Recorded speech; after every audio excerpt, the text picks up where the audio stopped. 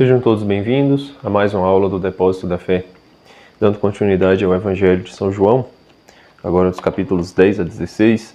Eu quero dar uma atenção especial a um episódio que acontece de Jesus com os três irmãos, Lázaro, Marta e Maria. Aqui no Evangelho tem a morte e ressurreição de Lázaro, né, e depois Jesus vai jantar na casa deles, certo?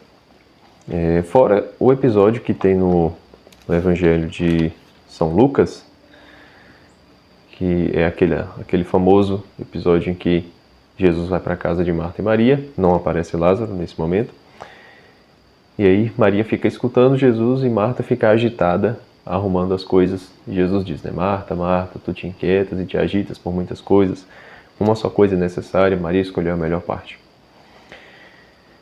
Vamos lá, aqui em João aparece um terceiro irmão delas, que é Lázaro.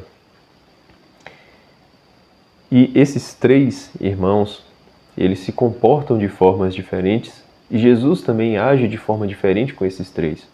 Mas o fato deles serem irmãos faz com que eles tenham uma ligação entre si, certo? Que ligação é essa? São Paulo, na primeira carta aos Tessalonicenses, capítulo 5, versículo 23, diz assim, ao finalzinho da carta: que o próprio Deus da paz vos santifique inteiramente,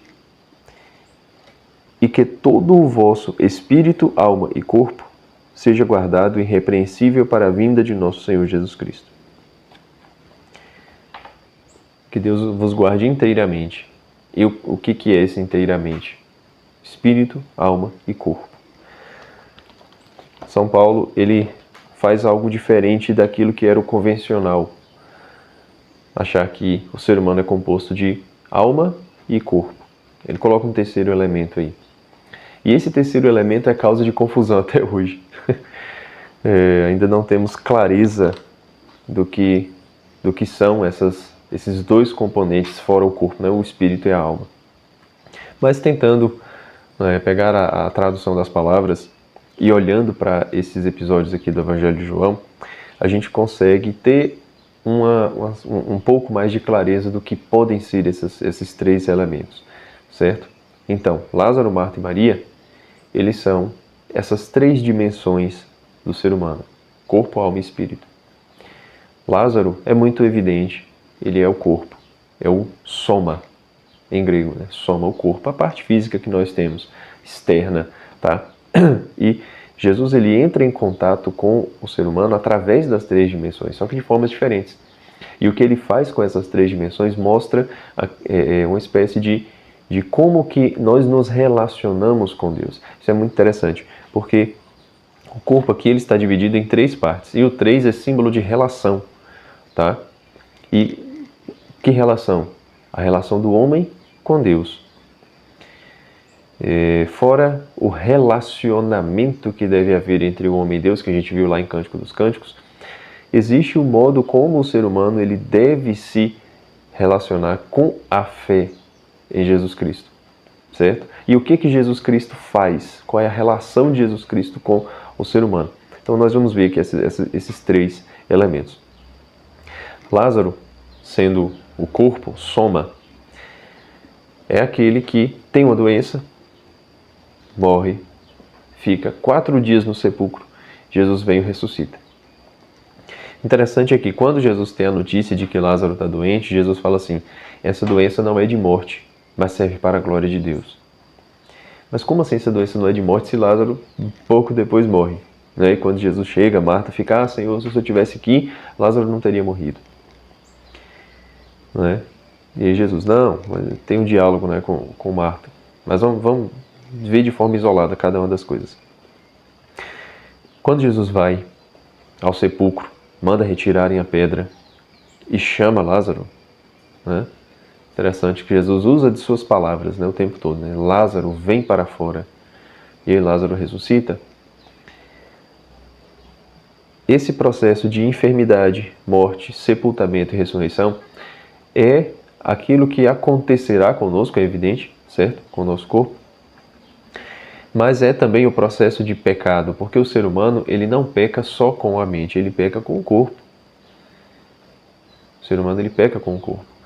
E o pecado ele vai atingindo a gente, né, nós seres humanos, de modo que o pecado nos aproxime da morte. E a experiência de morte que nós temos é a experiência de morte física, certo? Mas o pecado, ele mostra pra gente que existe uma dimensão de morte que é ainda maior e ainda superior.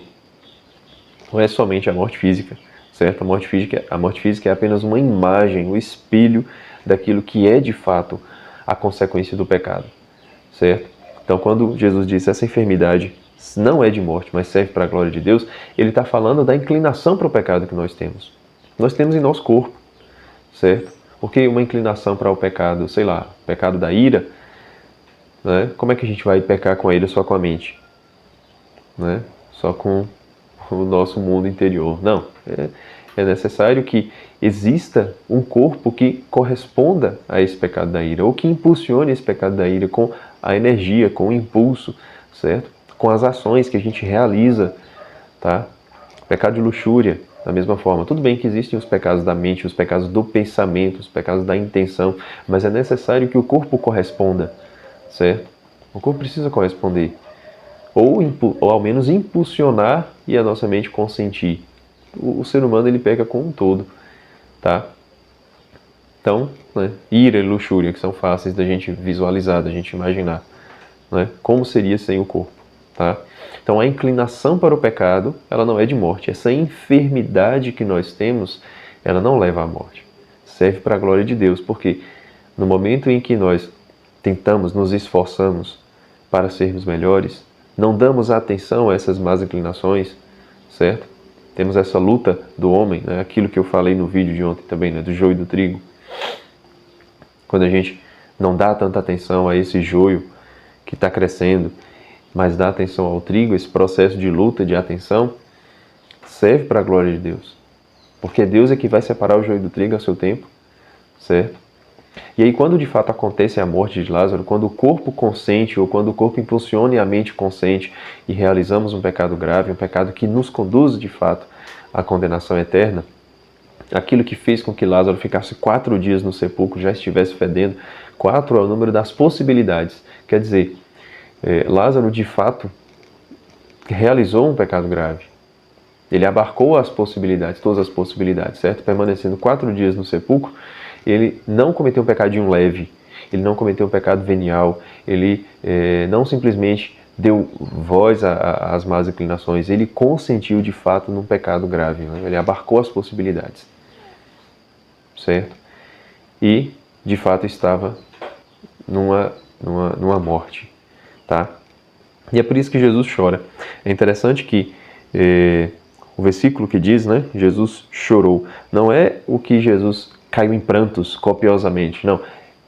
É a expressão usada para dizer que escorreu lágrimas dos seus olhos. Jesus não ficou desesperado e tal, não, mas vendo o desespero de Maria, que aqui Maria já apareceu, né, nesse momento, ele chora. E aí ele vai e ressuscita Lázaro. Quer dizer, não importa em que grau de pecado nós estivermos, não importa. Cristo quer ressuscitar. Cristo quer trazer a gente de volta. Ele quer perdoar nosso pecado. Ele quer mais do que a gente quer. E Ele é capaz de fazer isso. Quando Ele ressuscita Lázaro no 4º dia, Ele está querendo dizer que não interessa o pecado onde a gente está. Se a gente deseja o arrependimento, se a gente se arrepende, se a gente deseja o perdão, né, é um processo. Muitas vezes a gente quer se arrepender e ainda não se arrependeu. Mas esse querer se arrepender já é uma centelha da graça. Se a gente corresponde a ela, desejando de fato o arrependimento virá com o tempo, né? Vindo o arrependimento, virá o perdão, certo? Deus deseja tudo isso. E Ele vem e perdoa. Quando diz assim, o Evangelho diz assim, que só os pecados contra o Espírito Santo não serão perdoados, nem nessa nem na outra vida, o que é um pecado contra o Espírito Santo? Santo Tomás de Aquino, ele tenta nos ajudar, dizendo que pecados contra o Espírito Santo são, por exemplo, você achar que já está salvo. Então você não precisa de perdão, né? se acha que já está salvo, você não precisa de perdão. Como é que você vai, né, ser perdoado de uma soberba tamanha que você acha que você não precisa de perdão? Ou achar que o seu pecado é tão grande que Deus não vai te perdoar. Então você nunca vai querer o perdão, porque você acha que Deus é incapaz de te perdoar. Né? Esses são os tipos de coisas que são ações contra a graça do Espírito Santo, a virtude, o dom do Espírito Santo. Certo? Então, é lógico e óbvio que outros tipos de pecados, quando você de fato deseja se arrepender, né? Se ao menos deseja se arrepender, Deus vai perdoar, não importa o tamanho do seu pecado. Não importa. Tá? E aí, interessante que depois de perdoado, Lázaro se senta à mesa com Jesus. Se senta à mesa. Então é necessário que o corpo participe de uma ação, né? De uma ação litúrgica. Não dá para a gente ficar de qualquer jeito, né? Pensando que nós vamos rezar somente com a mente, né? Com o espírito, com os pensamentos, com o coração. É necessário que o nosso corpo se movimente. Quando Jesus vai à casa de Lázaro, Lázaro se senta à mesa com Jesus. O corpo toma uma atitude, o corpo se movimenta. Da mesma forma que o corpo se movimenta para o pecado, o corpo tem que se movimentar para a graça. Nós temos que ter gestos, posturas para rezar, para estar com Jesus, para cumprir a liturgia. Por isso que a liturgia é cheia de movimentos, a liturgia não é estática, certo? Como alguns vão alegar, mas na missa é um senta e levanta, ajoelha, né?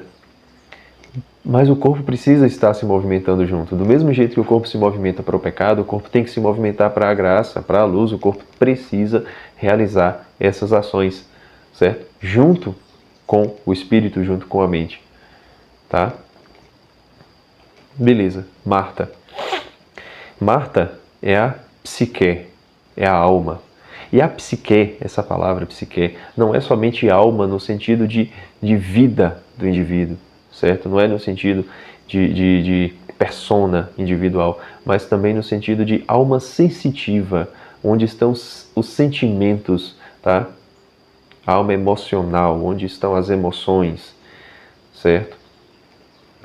Então toda a psique, toda a alma do sujeito está em Marta. Por quê? Marta é quem se agita. Marta é quem se agita. Onde estão essas agitações? No nosso interior, certo? Na nossa alma. Quando Marta está agitada, querendo fazer as coisas, né, lhe falta centralidade do espírito. Falta a centralidade do espírito.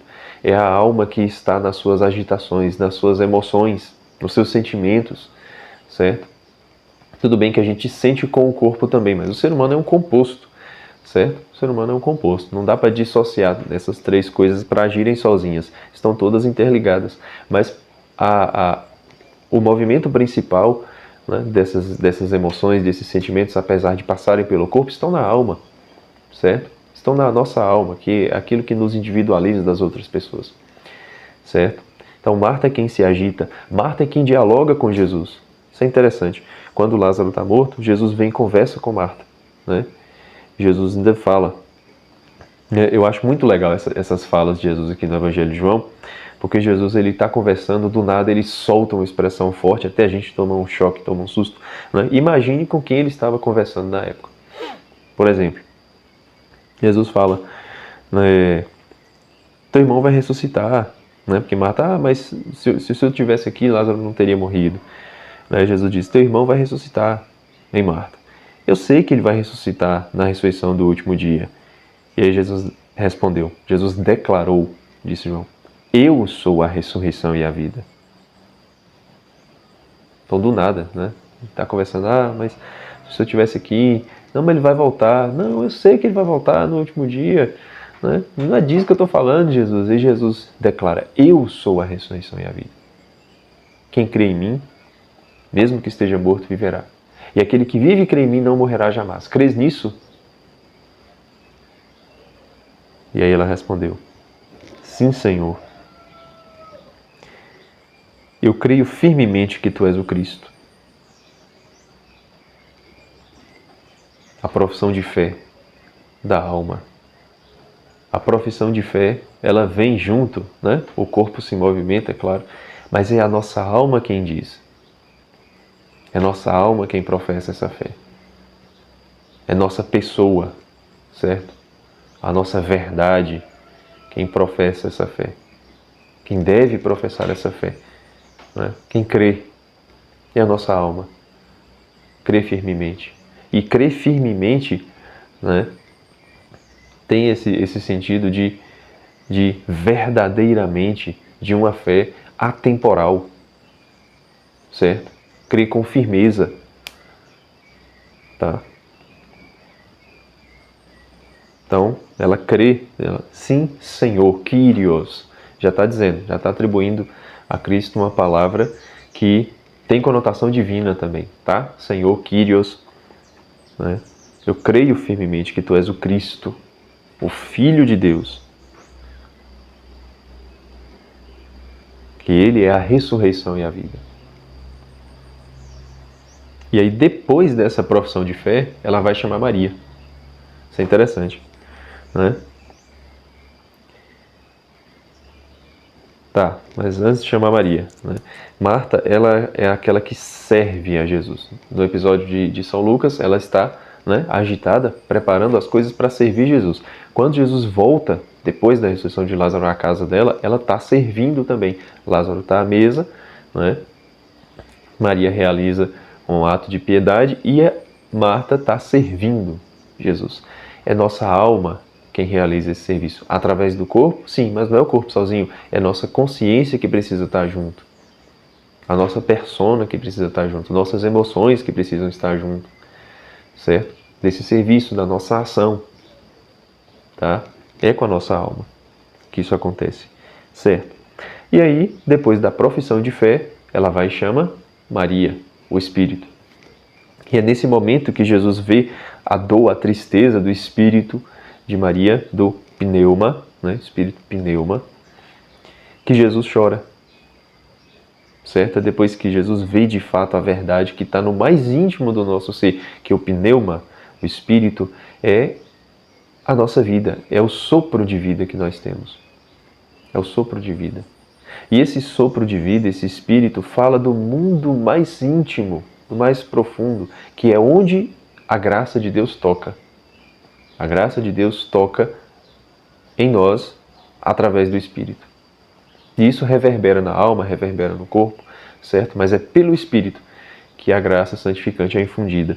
É no pneuma, no sopro de vida, no mais profundo do nosso ser, que é tocado, né? Que somos tocados por Deus. Então, quando diz Maria escolheu a melhor parte, o Espírito é aquele que tem a melhor parte, que é essa graça, certo? A vida da nossa vida, escolhendo a melhor parte. Quando escolhemos a melhor parte, quando o nosso espírito escolhe a melhor parte, quando o nosso espírito é tocado pela graça, a agitação da nossa alma se aquieta. A agitação de Marta se aquieta. Certo? Mesmo em meio à agitação. E aqui, no episódio do Evangelho de João, Maria fala com Jesus a mesma coisa que Marta, né? E chora. Então, o nosso espírito é onde a gente guarda o mais íntimo das nossas emoções, porque apesar da agitação da alma, apesar dessa agitação reverberar no corpo, muitas vezes a gente maqueia, a gente esconde, a gente disfarça uma série de coisas que passam no mais íntimo de nós, no nosso espírito, certo? Então estão lá. Essa dor de Maria pela morte de Lázaro, essa dor do pecado, esse sofrimento pela morte do pecado, pelo pecado, é sentida pelo Espírito. E aí Jesus, quando vê de fato que nós temos essa dor, esse desejo de arrependimento, que leva ao arrependimento, né? Jesus chora. Escorrem lágrimas dos olhos de Jesus. Na sua firmeza de impávido colosso, de homem forte, escorrem lágrimas dos seus olhos. Ele se emociona. E é isso que Jesus sente quando vê a nossa dor, vê o nosso sofrimento, principalmente o sofrimento pelo pecado. O nosso espírito sofre, nosso espírito sente a dor que é se afastar de Deus, querer se afastar de Deus com o pecado. E Jesus Cristo se emociona, porque Ele não deseja isso da gente, não é?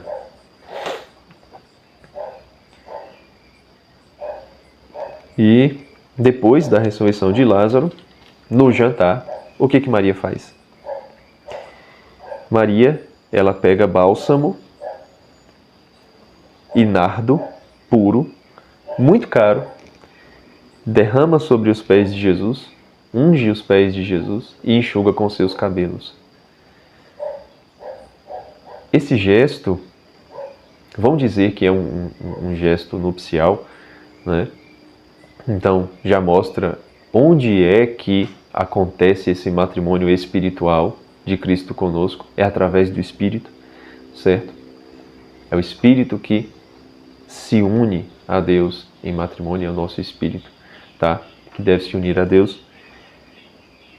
Mas tem um sentido também de que quando o nosso corpo se senta à mesa, quando a nossa alma o serve, o nosso espírito está derramando bálsamo nos seus pés, está ungindo os pés de Jesus, está tocando aquilo, está fazendo aquilo que Jesus fará. No capítulo seguinte, o lava-pés, né? Jesus lava os nossos pés, Jesus lava as nossas almas, certo? Jesus infunde a graça em nós. Aqui, Maria não está infundindo graça em Jesus. Maria está tocando a alma de Jesus.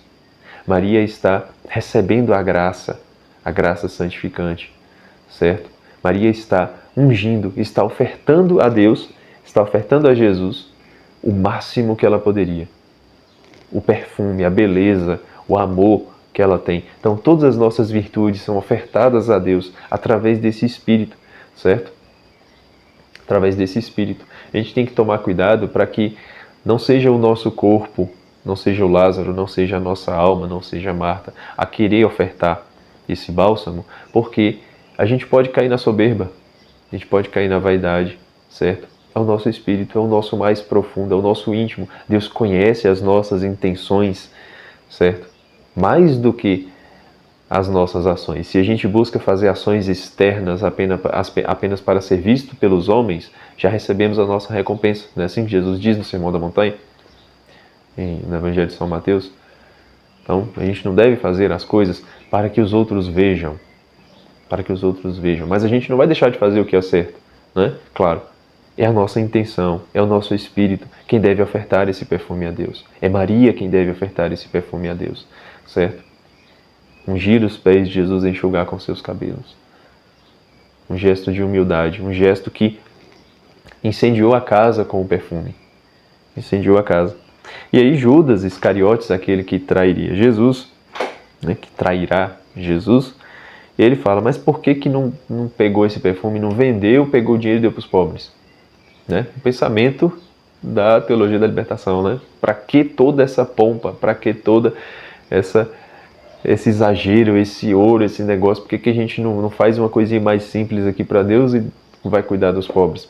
Porque no fundo, seu Judas, né? Você não vai dar o dinheiro para os pobres. Jesus diz, pobres sempre tereis convosco. A gente não vai acabar com a pobreza do mundo. A nossa ação pelos pobres, é claro, é por amor a eles? Sim, mas é uma ação que serve para nós. A gente não vai conseguir tirar uma pessoa da pobreza, né? A gente não vai conseguir. A gente pode ajudar a aliviar o sofrimento dela, como a gente pode ajudar uma outra pessoa que tem um outro tipo de pobreza a aliviar o seu sofrimento também, de outras formas, certo? A caridade que nós devemos fazer para com o próximo, para com todos, né? Não está somente em ajudar os pobres, mas existe a pobreza de espírito que também precisa ser abraçada. Né? Existem pessoas que têm outras dores e que precisam de cuidados. Assim como os pobres precisam de cuidados, precisam de atenção, precisam da nossa esmola, do nosso dinheiro, da nossa generosidade. Tudo isso precisa ser feito. Sim, mas não podemos tirar aquilo que é de Deus para dar para os pobres. Vender aquele perfume que o Espírito estava dando seria fazer com que Lázaro desse esmola aos pobres, certo? Seria uma ação totalmente exterior. E é disso que a gente precisa ter cuidado. É com isso que a gente precisa ter cuidado, certo? Para que não seja uma ação totalmente externa, para que seja uma ação interna, que reverbera na alma e no corpo, que incendeia a casa com o perfume da boa intenção das nossas ações, certo? E aí o Evangelho ainda diz que Judas diz isso porque é ele que ficava com a bolsa de dinheiro dos apóstolos, né? Os apóstolos estavam vivendo com Jesus, não estavam trabalhando, então Judas é quem era responsável pelas compras, né? Pelo câmbio, ele que ficava com o dinheiro. E aí Jesus diz, né? Deixai, a fim de que ela o guarde para o dia do meu sepultamento. Guarde essa ação, essa atitude, esse gesto. Os pobres sempre tendes convosco, a mim, porém, não tendes sempre. Então, aquilo que nós podemos dar a Deus, vamos dar a Deus, certo?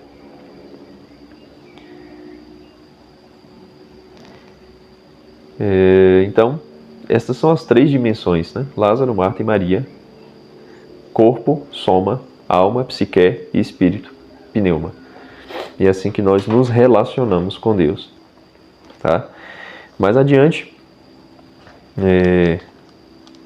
acontecem alguns diálogos, né, entre Jesus e seus discípulos, os fariseus, depois da entrada gloriosa, né, que quando Jesus sai da casa de Lázaro, ele vai para Jerusalém, o povo, né, que viu a ressurreição de Lázaro e tal, começou a se converter, né, os fariseus já começaram a ficar malucos querendo matar Jesus por conta dessas coisas. O povo vê Jesus entrando no templo, Jesus se cumpre as escrituras e entra montado num jumento, né? Não é um rei montado num alazão, né, numa carruagem, num jumento. Mas por que Jesus entra montado num jumento no templo de Jerusalém para mostrar que ele é o Messias?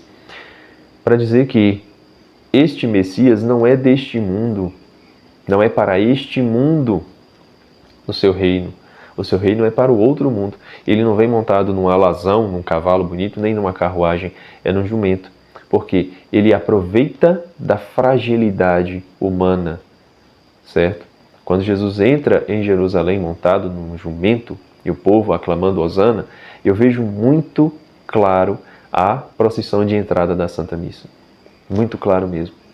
Porque a procissão de entrada é o momento em que todos nós voltamos o nosso olhar para a porta da igreja e estamos aguardando com o coração cheio de alegria e júbilo pelo que vai acontecer, não é? Na pessoa do padre. É o sacerdote quem está entrando. O sacerdote é esta figura de Jesus montado num jumento, onde a pessoa do padre é o jumento. E aquilo que o padre está carregando consigo, os seus poderes, é Jesus Cristo. Que o padre age na pessoa de Cristo, né? As mãos e a cabeça do padre, no momento em que ele celebra os sacramentos, no momento em que ele lê as palavras sagradas do missal, é Jesus quem está falando e é Jesus quem está agindo, certo? As mãos e a cabeça. Mas o padre em si, ele é apenas um jumentinho, ele não é um alazão, ele não é um cavalo que com sua força ele leva o cavaleiro para onde o cavaleiro não seria capaz de ir sozinho, certo? Não, é um jumentinho frágil, simples, que simplesmente sustenta o peso de Jesus no seu lombo, tá? O jumentinho, ele é frágil, ele é teimoso, ele empaca, não é? A única virtude do jumento é a sua força, a força no lombo para carregar um peso. Essa é a única virtude das pessoas dos padres, carregar Jesus. Então, quando o padre ele começa a querer fazer as coisas do seu jeito, começa a querer fazer a missa do seu jeito, certo? A coisa não funciona. Dá errado, para não falar um palavrão, né? Dá errado. Não serve. Fica bagunçado. Ah, a missa do padre fulano ela é mais legal, é mais animada. A missa de padre cicrano já é mais calma, não sei o quê. Missa é missa. A missa é a missa do missal. É o rito latino, é o rito copta, é o rito grego, é o rito não sei o quê, é o rito do missal, aprovado pela igreja. Não é a missa de padre fulano, de padre cicrano.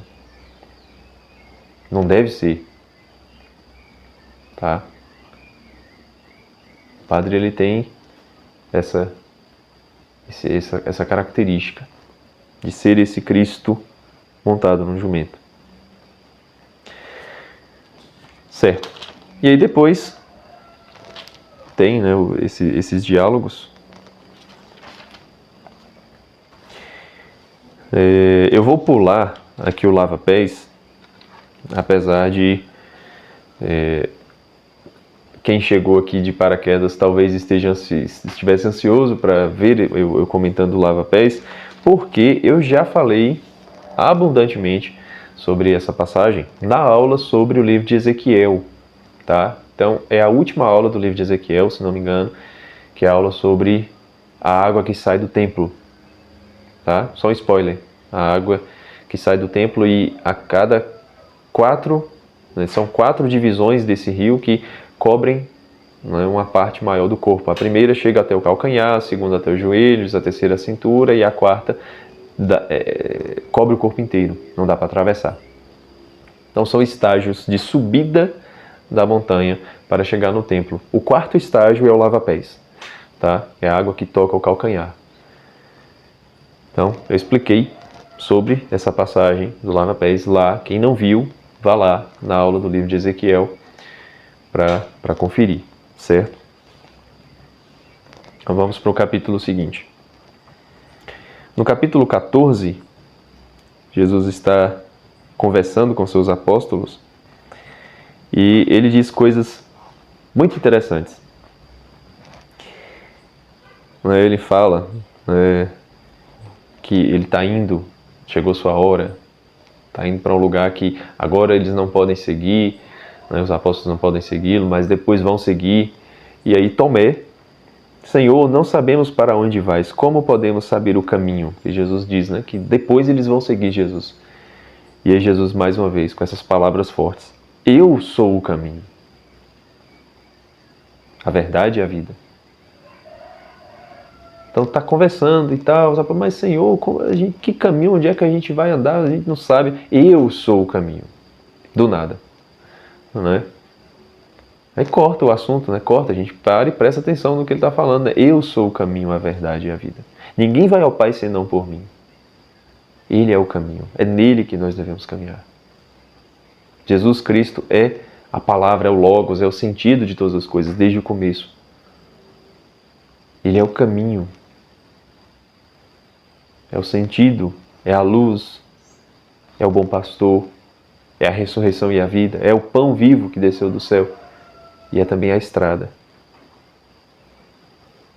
da verdade e da verdadeira vida.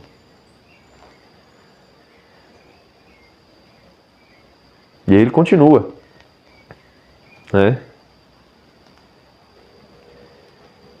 E aí Filipe, lá na frente: Senhor, mostra-nos o Pai, isto nos basta. E aí Jesus: quem me viu, viu o Pai.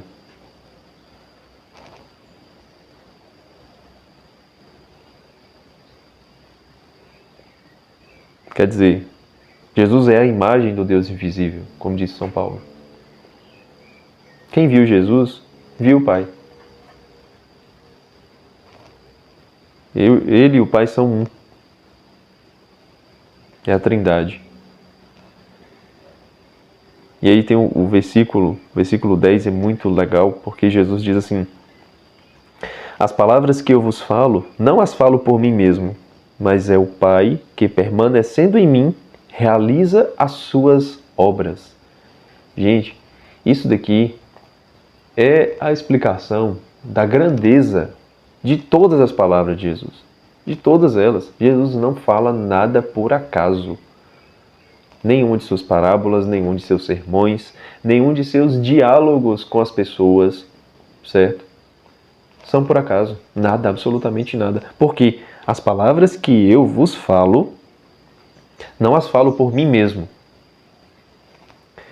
mas é o Pai que, permanecendo em mim, realiza as suas obras. Então quer dizer, Deus está realizando as suas obras através das palavras que Ele dá a Jesus. Quer dizer, quando Deus disse faça-se a luz, olha só o poder de Deus, da voz de Deus falando.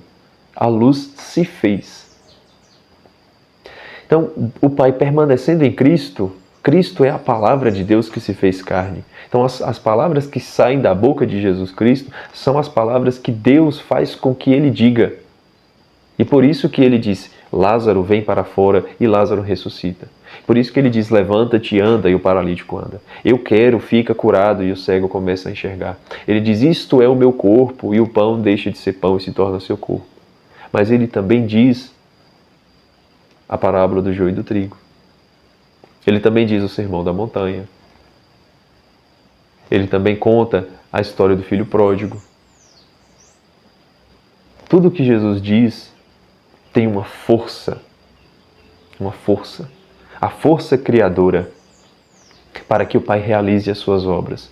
Então, os ensinamentos de Cristo que estão salvaguardados nos evangelhos canônicos são palavras de vida, palavras vivas e palavras de vida. Não são palavras sem sentido, são palavras que nos ensinam verdades, que a verdade é o próprio Deus, é o próprio Jesus, que estão acima do próprio texto.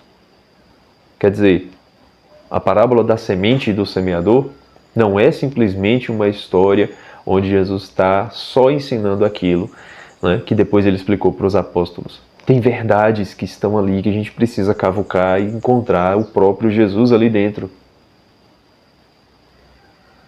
Porque essas palavras foram Deus que deu a ele. Isso é muito forte, isso é muito legal. E aí o capítulo 15, né, tem a passagem da videira. Eu sou a videira verdadeira, vós sois os ramos. Quer dizer, Jesus está dizendo que os apóstolos são os ramos de uma videira e que devem permanecer nele, na videira, para dar frutos. Certo? E quem dá frutos, o Pai vem, poda, para dar mais frutos ainda. Quem ainda não viu uma imagem de uma videira, né, depois eu vou ver se eu coloco lá no grupo de WhatsApp. A videira, ela não tem ramos muito fortes. Os ramos são finos, certo? E os cachos de uva despencam, assim, é um negócio pesado, né, para os ramos, tá? Até o caule não é tão forte assim. Mas o que Jesus está querendo dizer? Que é preciso permanecer junto ao caule para continuar dando frutos. E quando está dando frutos, Deus vem e poda. Então, é um processo difícil, porque quando a gente está produzindo, a gente está dando fruto, vem a poda. A poda é o que corta um pedaço do ramo, dói, é sofrimento, tá? Mas isso é para que a gente aprenda, para que a gente dê mais fruto. Ou vai dizer que a vida de sofrimento do Padre Pio não fez ele crescer espiritualmente, fez ele produzir mais frutos? Claro que fez. Claro que fez. Toda dor, todo o sofrimento do Padre Pio foi para ele crescer. E aí eu tenho aprendido muito com um professor da internet chamado Francisco Escocim, né? E ele fala muito sobre essa questão, que assim, existem duas formas a gente sofrer, bem ou mal. Ou bem ou mal. Ou a gente quer sofrer, a gente vai, né? Então, ou a gente sofre bem e a gente aprende com esse sofrimento, e esse sofrimento faz com que a gente produza mais frutos, ou a gente sofre mal e a gente mesmo se arranca do caule da videira. A gente não aguenta o sofrimento e se afasta, vai sofrer mal, certo? A gente precisa aprender a sofrer bem, porque quando a gente está produzindo, vem a poda para que a gente produza mais, tá? Permaneça na videira e ele permanecerá em nós. O que acontece? A seiva, a vida da planta, né, que passa pela raiz e vai para os ramos, ela precisa passar pelo caule. É o caule que é a mediação, né, entre os nutrientes que a raiz recebe, né, fortifica a seiva e vai para os ramos, para que os ramos estejam vivos, permaneçam vivos e produzam fruto. Porque quando o ramo se arranca, ele seca, ele morre, ele perde a sua força, perde a vida. Tá? E é isso que acontece conosco, né? Quando Jesus Cristo fala de vida, ele não está falando somente da vida material, dessa vida aqui, mas de uma vida espiritual, certo? Constante, que nós devemos cultivar nessa vida, e da vida futura, certo? Então, imaginem um ramo que recebe a vida do caule, certo? Recebe a seiva da planta, que está dentro, né? Por dentro da planta, da raiz, do caule e dos ramos, até que aquela vida faça com que venha o fruto. venha o fruto. Se o ramo é arrancado, ele começa a secar, porque a seiva não vai mais dar nutrientes a ele. O tanto de seiva que estava ali dentro, que ele tinha, né, quando foi arrancado, vai começar a se esvair, vai começar a secar. E o ramo perde. O ramo se perde, o ramo seca. E só serve para ser jogado ao fogo. Tá? Então, permanecer em Cristo é receber essa vida dele. Receber a vida dele o tempo todo. Tá? Permanecer em Cristo, permanecer unidos a Cristo. De que forma? Das formas que ele mesmo já ensinou ao longo do Evangelho, certo? Como Marta, Maria e Lázaro, tá? Dando a ele o seu melhor, servindo a ele e cultivando uma liturgia autêntica, certo? É comungando da Eucaristia, antes recebendo o batismo, renascendo da água do Espírito. Todos esses gestos, todas essas ações, tudo isso faz com que nós permaneçamos com Ele. Permaneçamos com Ele. É o arrependimento dos pecados da samaritana, de Oola e Ooliba, né? Da samaritana e da judia. Permaneçamos com Cristo. Ele permanecerá conosco. E no final dessa parte, ele fala algo muito interessante. Já não vos chamo servos, porque o servo não sabe o que faz o seu senhor. Eu vos chamo amigos, porque vos dei a conhecer tudo o que ouvi do meu Pai. Quem eram os servos de Jesus? Os do Antigo Testamento. Os profetas, os juízes, os reis, os sacerdotes. Todos eles eram servos de Deus. Porque ouviram a voz de Deus, mas não sabiam aquilo que Deus fazia. Certo? Não sabia.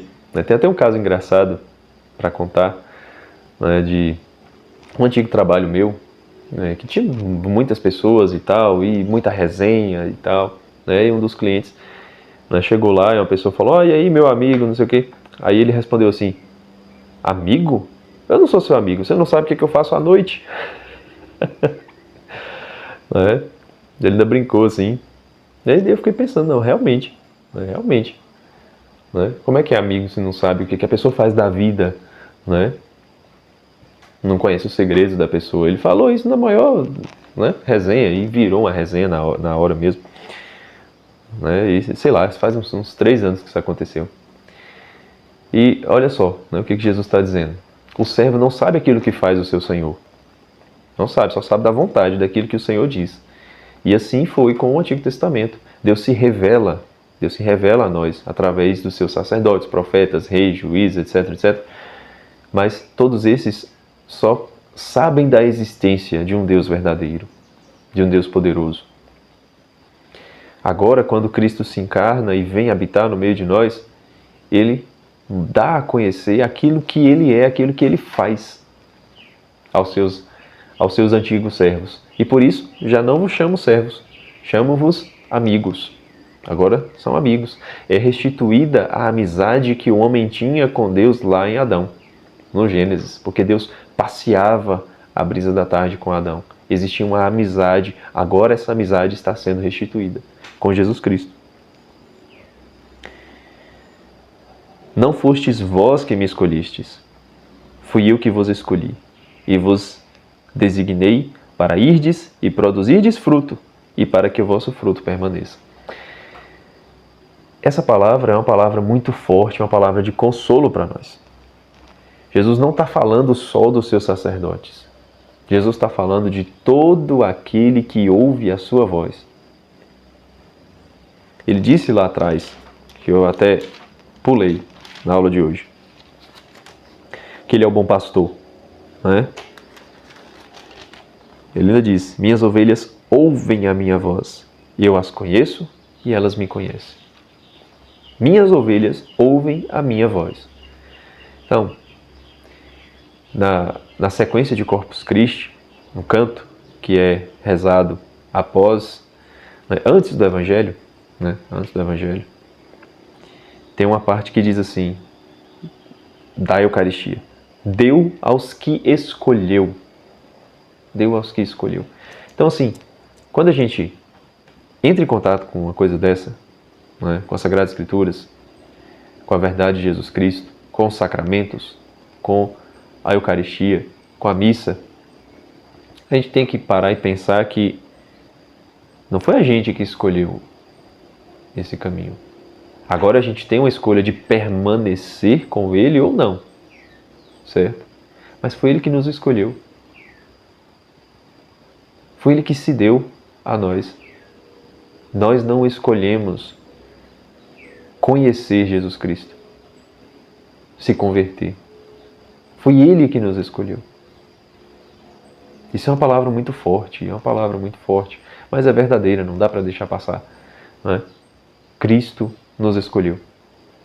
Cristo nos escolheu. E se Ele nos escolheu, permaneçamos com Ele para que possamos produzir frutos.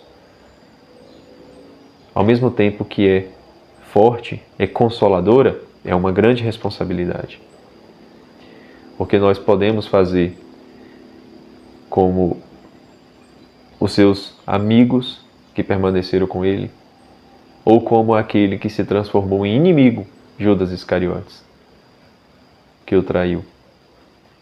Se tornou inimigo porque, quando ele recebeu do pão dado por Jesus, o diabo entrou nele, diz a Sagrada Escritura. Diz aqui o Evangelho.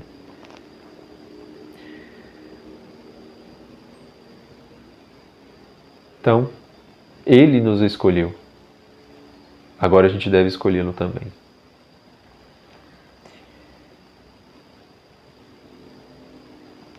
E aí encerra, né?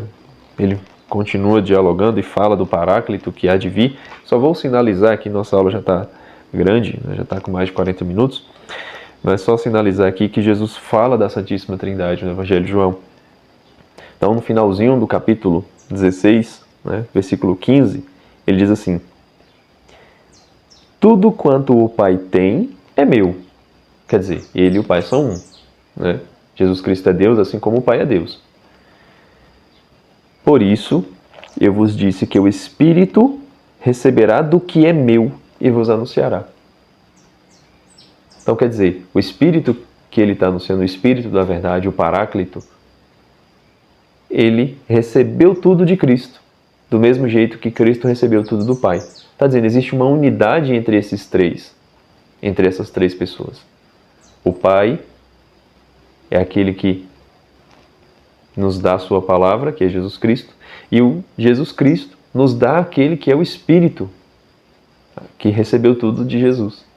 Existe uma unidade entre essas três pessoas, é a Trindade. Como o Pai e o Filho são um, o Espírito é um com o Filho e com o Pai. Tá?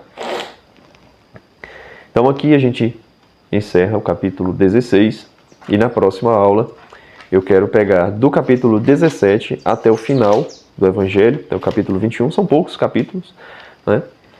Para a gente concluir esse belíssimo Evangelho, tá? Agradeço por você ter assistido esta aula até aqui, não deixe de cumprir a liturgia do YouTube, curta esse vídeo se você gostou da aula, certo? Compartilhe com seus amigos, se inscreva no canal se você ainda não é inscrito, e se você também está caindo de paraquedas aqui, não deixe de ver as aulas anteriores do Depósito da Fé e de entrar também no grupo de WhatsApp. O link está aí na descrição do vídeo, certo? É de graça para você entrar lá, tá bom? Então, um abraço e até a próxima aula.